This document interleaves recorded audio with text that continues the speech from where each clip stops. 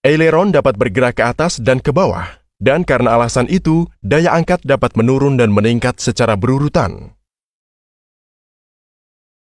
Di bagian ekor pesawat, Anda dapat melihat dua attachment, kemudi dan elevator.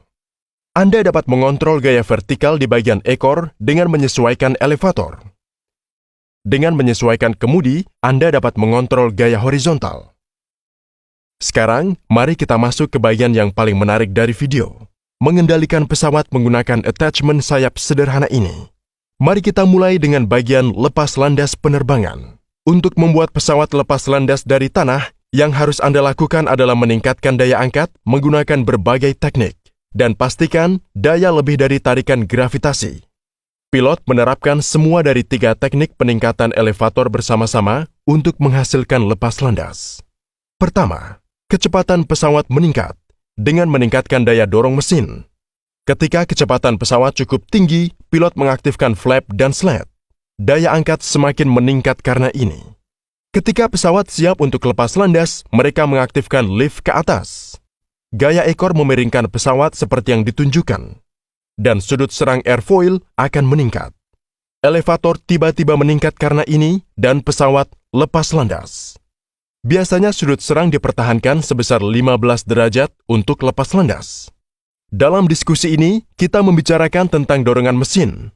Tetapi, bagaimana mesin mampu menghasilkan dorongan? Pesawat terbang modern menggunakan jenis mesin khusus yang disebut mesin turbofan untuk melakukannya. Dalam hal ini, reaksi kipas dan kekuatan reaksi dari knalpot memberikan daya dorong yang diperlukan. Dengan membakar lebih banyak bahan bakar, pilot dapat meraih lebih banyak dorongan. Bahan bakar pesawat terbang disimpan di dalam sayap.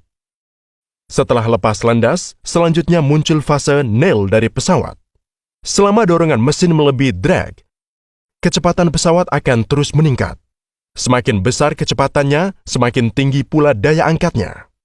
Ini akan menyebabkan pesawat naik. Ketika pesawat mencapai tingkat terbang, tidak akan ada percepatan atau perubahan ketinggian. Anda bisa melihat bahwa dengan kondisi ini, daya dorong harus sama persis dengan drag, serta angkatan harus sama persis dengan berat pesawat. Sekarang, mari kita bahas bagian yang paling penting. Bagaimana cara pesawat mengubah arah? Anda mungkin berpikir bisa melakukannya hanya dengan mengatur kemudi. Kemudi menghasilkan gaya horizontal, dan gaya ini dapat memutar pesawat. Namun, perubahan arah yang langsung akan menyebabkan ketidaknyamanan bagi penumpang dan itu bukan metode praktis.